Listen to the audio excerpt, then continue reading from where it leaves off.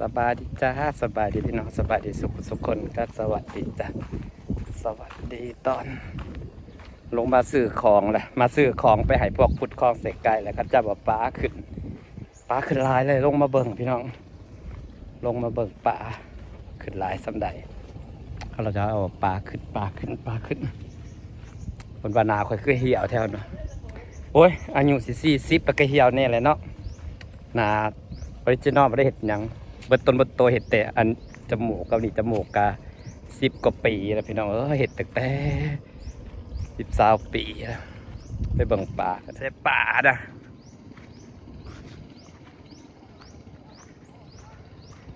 ปดประไว้บอกขับว่าปดฝั่งบอล3-4 โตก็ได้หลายบาทเติบพอได้ปลายอดและแห่งแสบ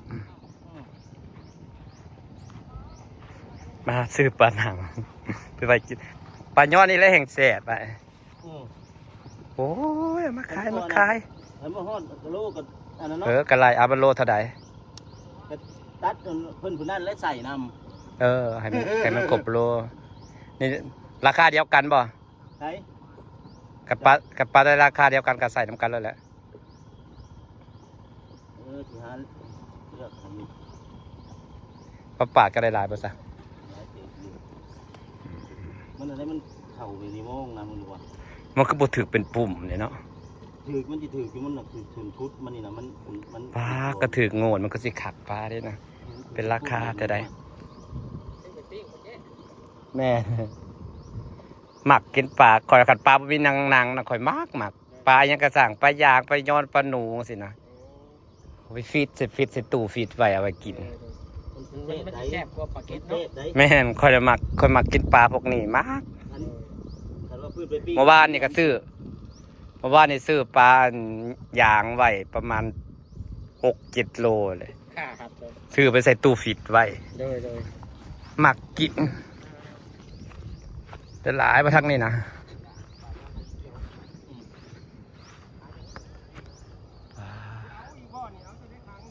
ถุงแยงปลาเต็มอยู่ซะมีแต่ถุงแยงปลาอะไรเต็มอยู่เนาะปลามันน่าจะถือปุ่มแสดงว่าถือสนมันจะเรียนแสดงว่าถือสนมันจะเรียนนี่นะแต่จริงปลามันขึ้นเป็นปุ่มเป็นงูน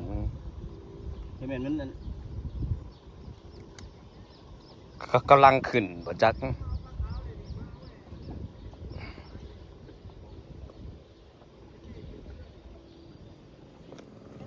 มาเบิ่งปลาพี่น้องปลาขึ้นนี่เลยผลก็มาปลางามปลานะปลามองอย่างนี้นะเอา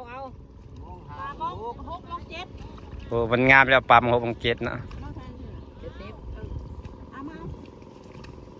เลือกเอาแล้วพ่อปลาสิออกแล้วมาซื้อเอาด้วยบ่ยากหรอกเดี๋ยวพอข้าเป็นหลอกขายข้าเป็นหลอกขายไปดีพี่น้องข้ามาซื้อปลาจักโลพวกนี้นะเจ๊คิดว่าจักโลนี่นะไม่เขา6-7 โลไปเลยนะค่อยว่าประมาณ6-7เขาว่า7คิดว่า8ผมจัก7 โลอีหลีพอดีว่า7 โลกว่าๆมัดแน่นๆแม่มันจังน้ำหนักมันจึงเรามัดบนเนี่ยน้ำหนักมันจะมัดแน่นรวบพอดีแน่นมันจะอันนี้มันบนแน่นอะไรมันน้ำหนักมันจะกระจายเอาสิรูปได้จากโตกูปลาดิกำลังขึ้นนี่ปลาย้อนลังเกียร์ดิพอลงมาซื้อในคนปลายางนี่เนี่ยน้ำมันเด็กเบิร์ดจะมาขึ้นแล้วน้ำมันเห็นบ่7 โลหมด7 โลขันเฮาหมัดตัวแน่นมันกระจายไม่ใช่แทนน้ำหนักมันเกินแล้วมันสิเกินรูปได้ไอ้ลีแล้วครับขันน้ำหนักมันกระจายดิต้องมัดแน่นๆ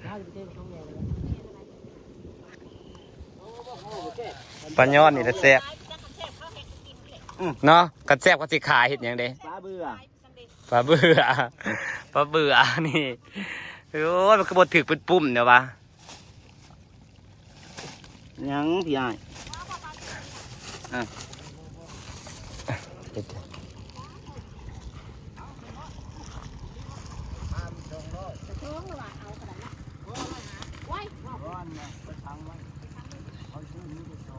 7 ขีดขีดเท่าไรโลจักบาทปลาได้โลจักบาทในปลาอย่างนี้นะ ซื้อปลาลายพี่น้องขึ้นแต่เช้าในมื้อนี้เมื่อวานยังขึ้นตอนค่ำปลาพวกกระเจ้าไปไหลมองเต็มโอ้ยผู้เหือเต็มคันปลาขึ้นเหือสิเต็มเลยพี่น้องผู้มีแต่เหือได้แต่แบบพิซซ่าพอดีอยู่เลยไปหา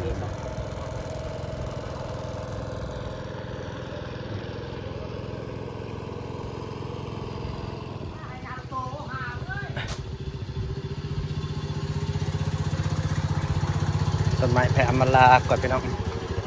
ซื้อมาแล้วก็ไปส่งให้นางนะจ๊ะเพราะว่าอยากให้นางปลูก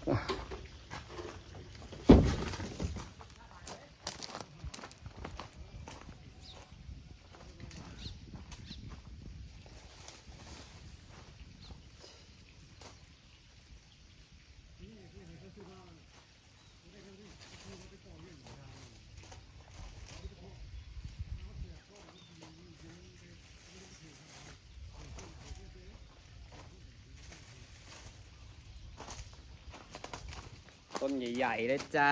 ต้นใหญ่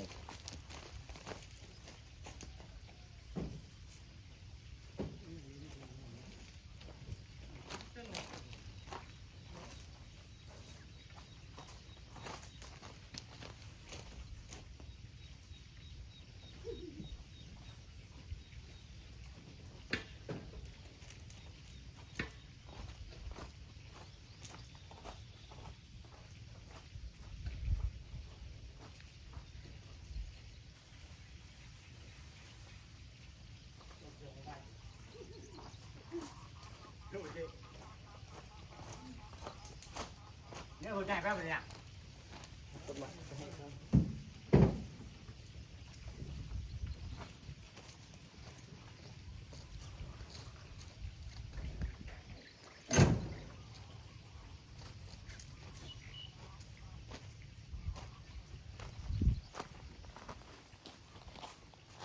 สิฝากบรรยากาศไปสนิทเด้อพี่น้องจ้าต้นไม้แพรอมราก่อน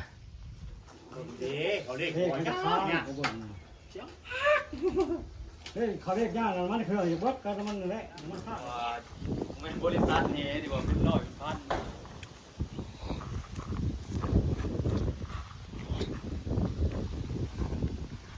เพื่อสิแล้ว